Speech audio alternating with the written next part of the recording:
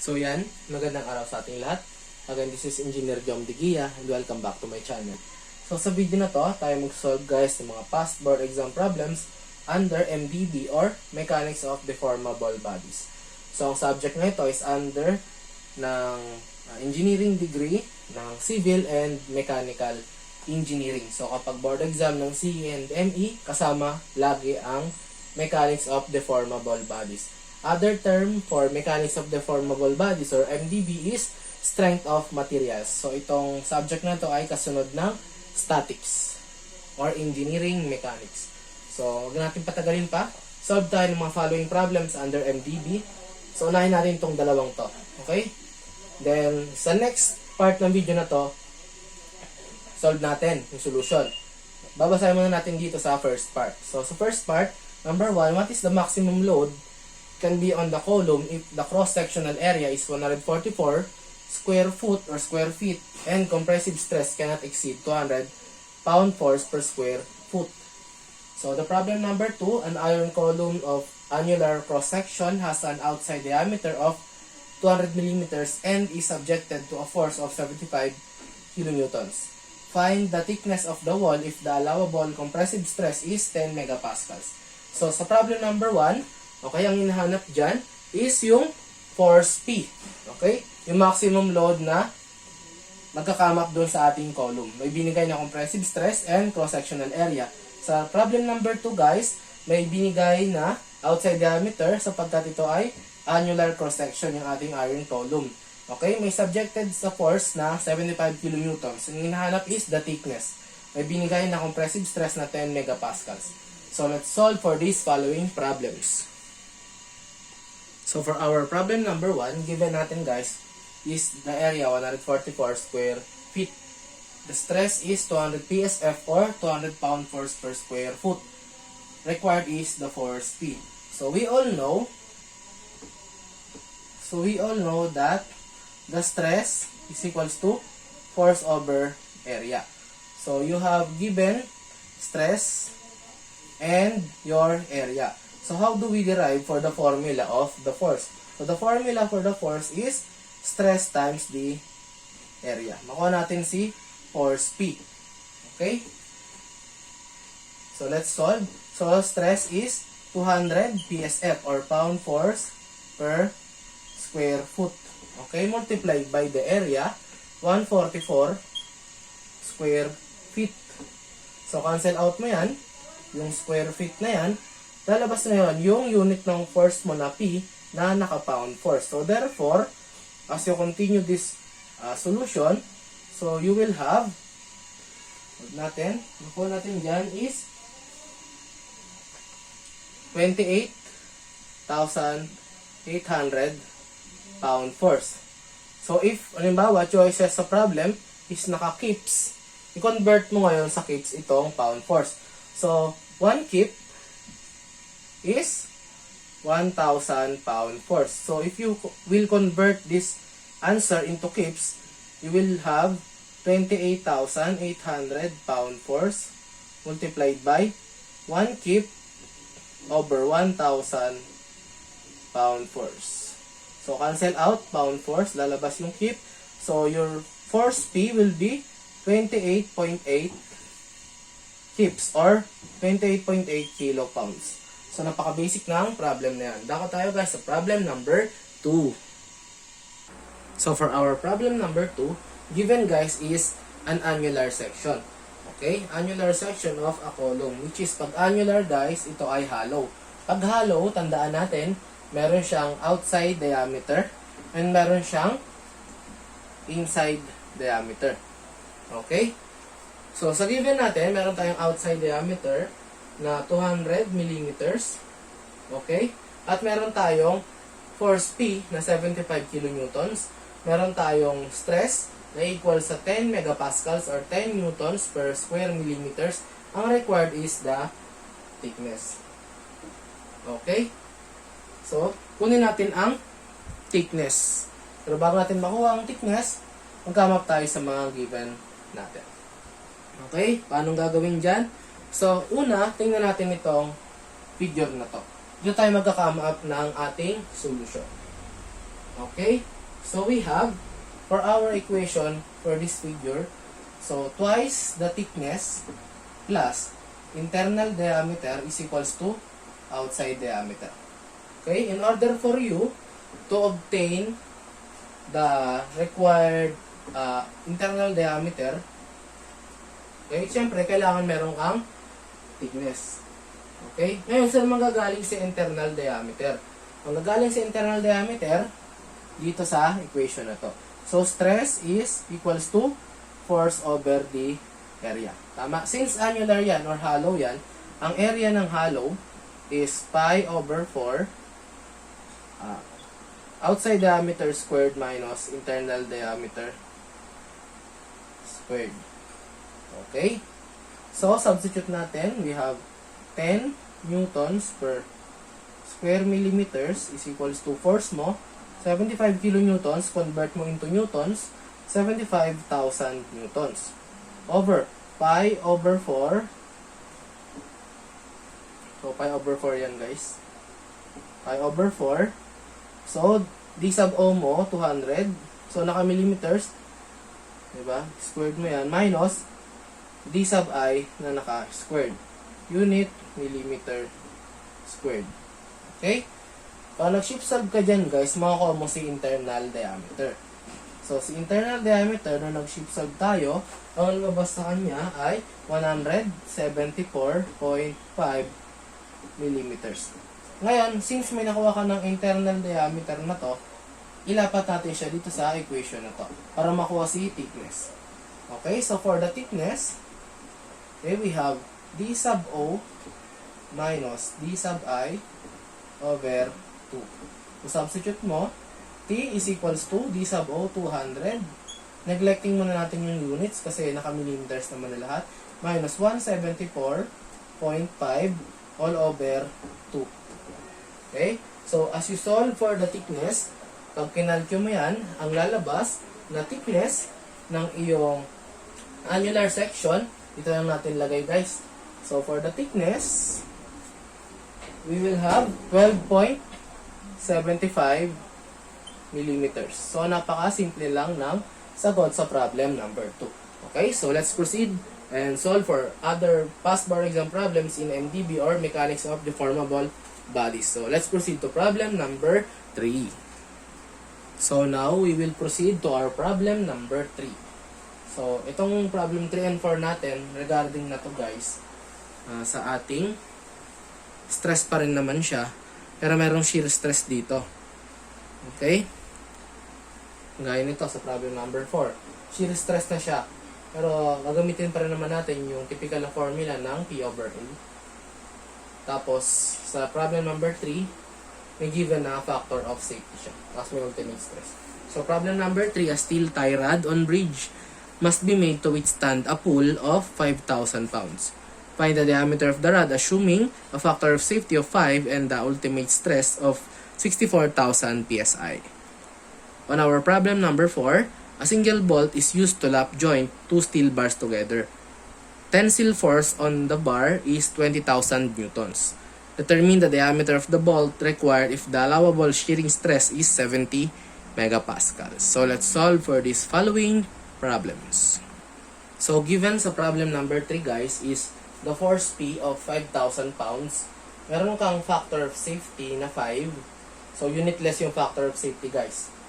And meron kang binigay, or may binigay sa problem na ultimate stress na 64,000 psi. Ang required is the diameter. Okay? Paano ba ito isosolve kapag merong factor of safety? So, always remember that the factor of safety is the ratio, okay?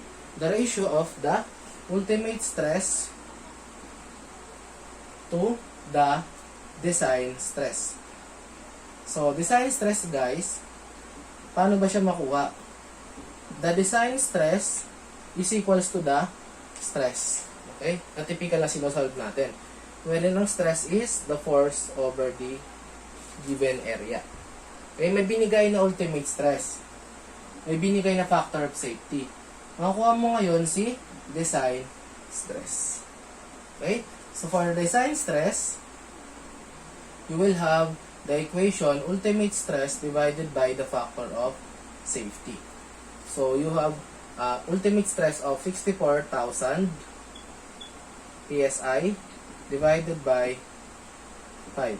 So you will get the design stress. Okay?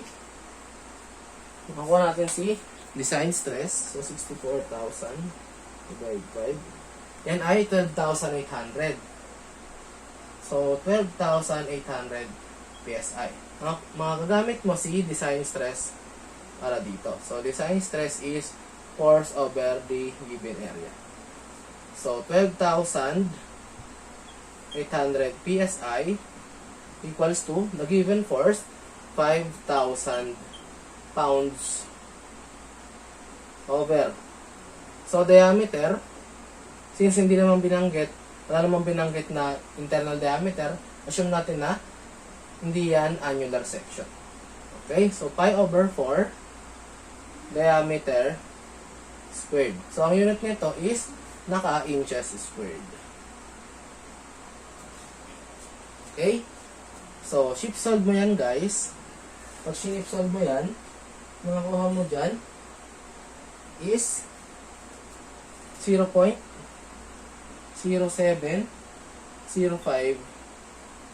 inch. Okay? So, napaka-basic lang ng problem na yan. Ganun lang guys, pag may given na factor of safety at may given na ultimate stress, kunin mo yung design stress, and yung design stress, yun yung magiging formula ng stress mo na force over area. So, hiningi yung D, alam naman natin, ang area is pi over 4D squared. So, dito manggagaling yun. May binigay naman na force, so, i-shift solve mo na lang. Makuha mo si 0.0705 inches. Okay? So, let's proceed to our problem number 4. So, for our problem number 4, guys, referring na tayo sa shear stress. Okay? Pag shear stress, guys, ang ginagamit nating value or variable para sa force is the variable V. Okay? So, yung variable P is common siyang ginagamit sa normal stress. Okay? It's either sa normal stress na compressive or tensile stress. So, dito, shear stress na tayo wherein ang force is parallel to the resisting area. So, ganoon lang din naman ang formula niya. So, given naman natin guys, yung shear stress na 1,750 pounds, may binigay na diameter na 6 inches, ang required is the shear stress na naka-unit siya na kilogram force per square centimeter. So, dito mag-unit analysis tayo and tamang conversion tayo. Okay? Napaka-basic lang ng problem na yan. So, solution for this, so, shear stress is equals to force V over the given area. So, the shear stress is yung V natin, 1,750 pound force over the area. Alam naman natin, pi over 4, 6 inches squared. So, makukuha mo dyan na shearing stress, okay, is 1,750 over 4.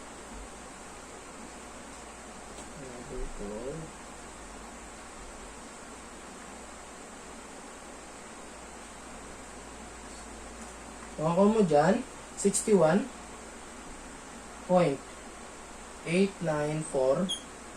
psi.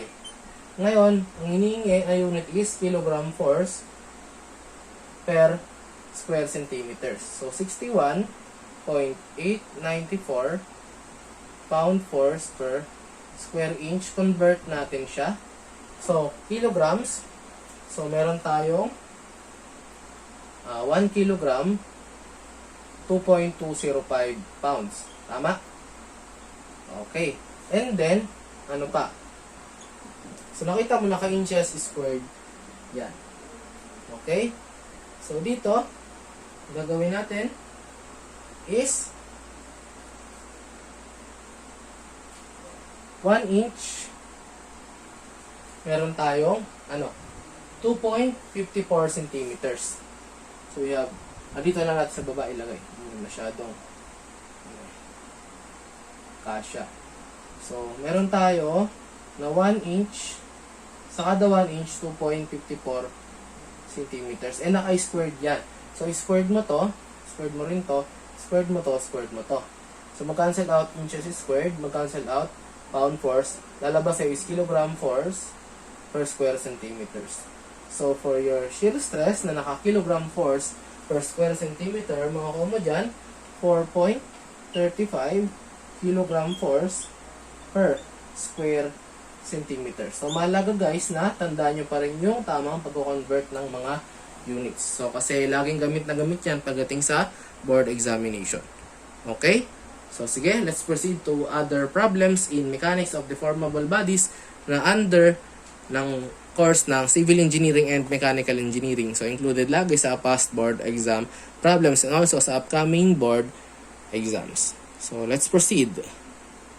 So, for our problem number 5 and 6, we have compute the shear modulus of elasticity in shear for steel of modulus of elasticity of 30 times 10 raised to 6 psi and Poisson's ratio of 0.28.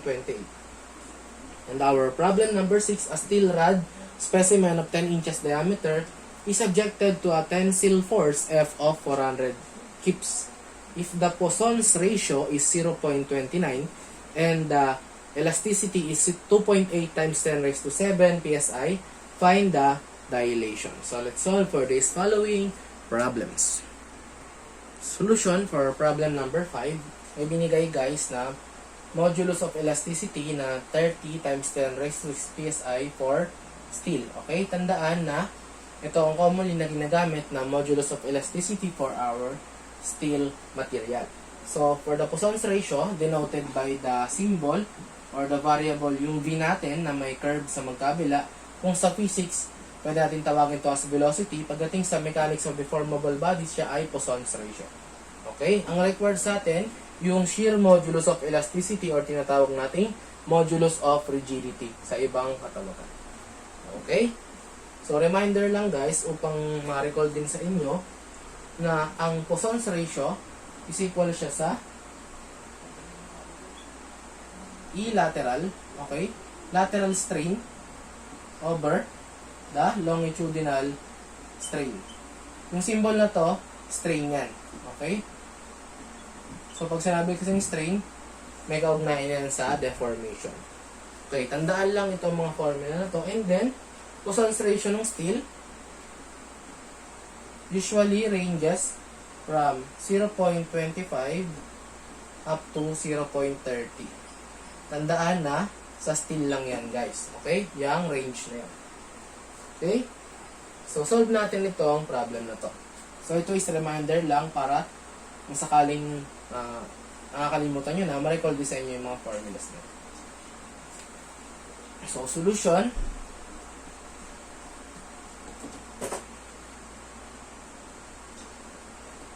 Hinahanap is the modulus of rigidity formula. So, di ba meron tayong formula pag meron binanggit na Poisson's ratio, G is equals to E over 2 times 1 plus Poisson's ratio. Okay? So, hingi is modulus of rigidity. Malamang sa malamang, PSI din ang unit na. Okay? So, we have our modulus of elasticity, yung E natin, 30 times 10 raised to 6 PSI all over 2 times 1 plus the Poisson's ratio 0.28 given naman. So, makuha natin si G or modulus of rigidity na 11.7 times 10 raised to 6 PSI.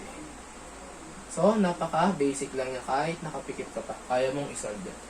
Okay? So, let's proceed to problem number 6.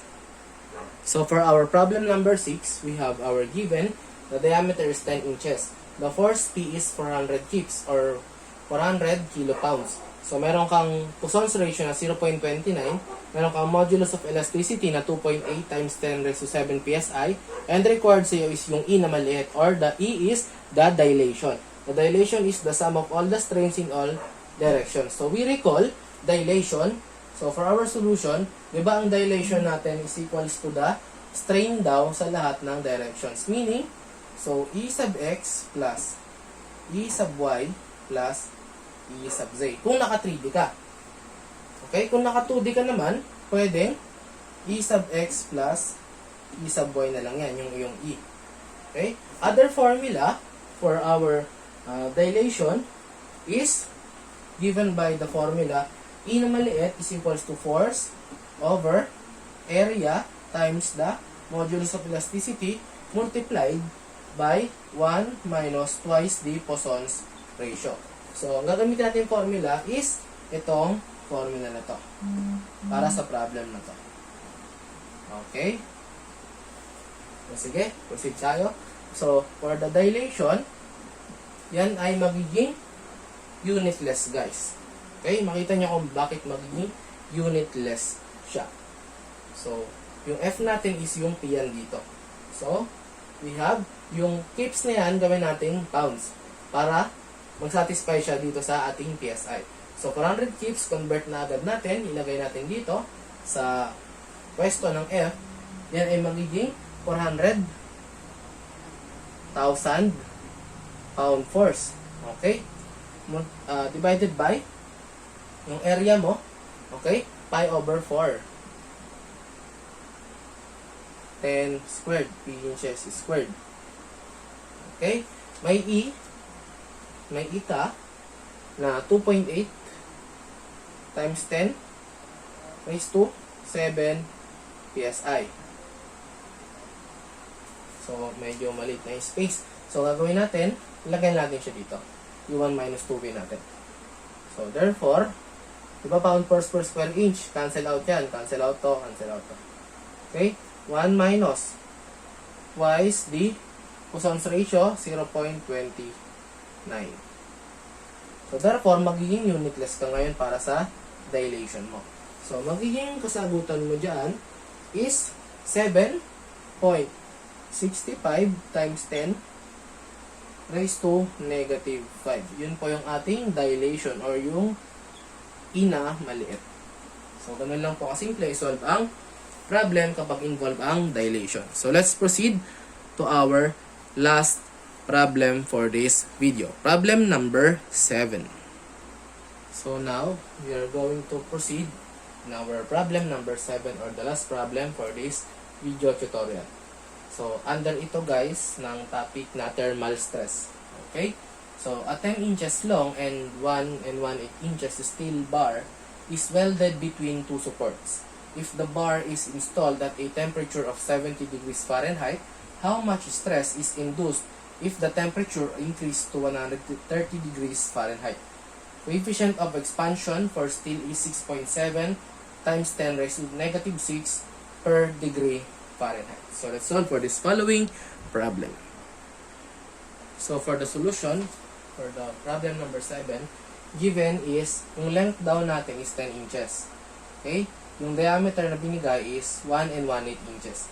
Meron tayong initial temperature na 70 degrees Fahrenheit at meron tayong final temperature na 130 degrees Fahrenheit. Ang hinihingi sa atin is the thermal stress. So, solution, so alam naman natin na ang thermal stress is the deformation with regards to the change in temperature. So, kung makikita nyo, ang binigay na temperature is naka-arbitrary. So, Fahrenheit and Fahrenheit. So, formula for the thermal stress is equals to modulus of elasticity multiplied by coefficient of the expansion and multiplied by the change in the absolute temperature. Naka-arbitrary temperature tayo. So, we all know that the change in arbitrary temperature is equals to the change in absolute temperature. So, kahit pala hindi na tayo mag-plus 460 dito sa T sub 1 tsaka T sub 2 natin, magiging equal din lang yan dito sa ating change in absolute temperature. So, walang problema pala. Kahit na small letter T lang ito. Okay? So, for the thermal stress, so S sub TH, we have our modulus of elasticity. Tandaan guys, ang given sa problem ay steel. So, ano ba ang modulus of elasticity ng steel? So, di ba ang E ng steel, dapat kabisado na natin to. So, ito ay 30 times 10 raised to 6 PSI kapag English unit. Okay, yun ang gagamitin natin na E dito. So, 30 times 10 raised to 6 PSI multiplied by the coefficient of expansion. May binigay na coefficient of expansion sa ating problem. Binigay na coefficient of expansion. So, di ba yun ay alpha? So, dito ko nalalagay. Yung alpha daw na binigay is 6.7 times 10 raised to negative 6 per degree Fahrenheit. Okay? Yan ang given sa problem. Okay? So, dito, lapat lang natin siya. 6.7 times 10 raised to negative 6 per degree Fahrenheit. Multiplied by the change of the temperature. We have 130 minus 70 degrees Fahrenheit. So, tingnan natin mga magka-cancel na units. So, units na magka-cancel is degree Fahrenheit lang kasi ang unit ng ating thermal stress ay naka-PSI. So, we solve for the thermal stress and we will obtain the value of 12,060 PSI. So, tandaan ang formula for our thermal stress. Okay? Tandaan, thermal stress kasi with regards to the change in our temperature. Okay? So, guys, may natutunan kayo sa ating mga sinod na following problems or past board exam problems in Mechanics of Deformable Bodies. So, kung kayo may mga tanungan regarding sa ating mga sinod, don't forget to comment down below and don't forget to subscribe to my channel upang pag ako ay nag-upload ng part 2 ng video tutorial na ito ay agad kayo magiging updated at mapanood nyo agad. Okay, so this is Engineer John Digia. Maraming salamat sa inyong panonood and God bless.